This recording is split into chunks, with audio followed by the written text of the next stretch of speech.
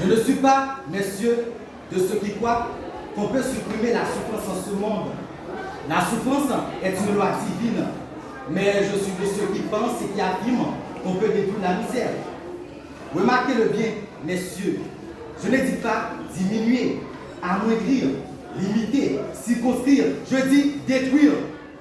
La misère est une maladie du corps social, comme la lèpre était une maladie du corps humain.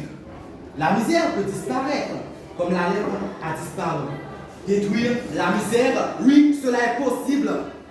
Les législateurs et les gouvernants doivent y songer sans cesse, car en pareille matière, tant que le possible n'est pas fait, le devoir n'est pas rempli.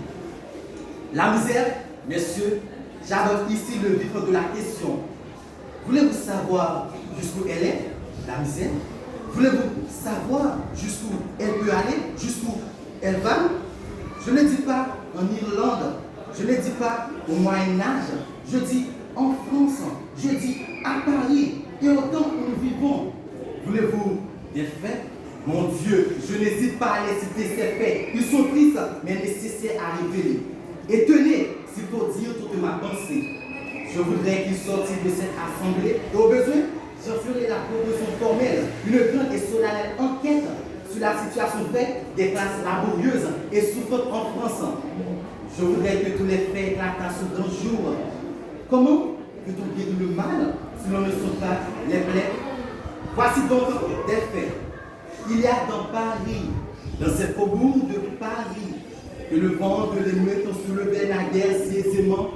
Il y a des rues, des maisons, des cloaques où des familles entières vivent pêle-mêle, hommes, femmes, jeunes filles, enfants, n'ayant pour lit, n'ayant pour couverture, j'ai presque dit pour vêtements, que des morceaux infects de chiffon en fermentation, ramassés de la fosse du coin des bornes, espèces de fumier des villes, où des créatures s'enfuient toutes vivantes pour échapper au froid de l'hiver.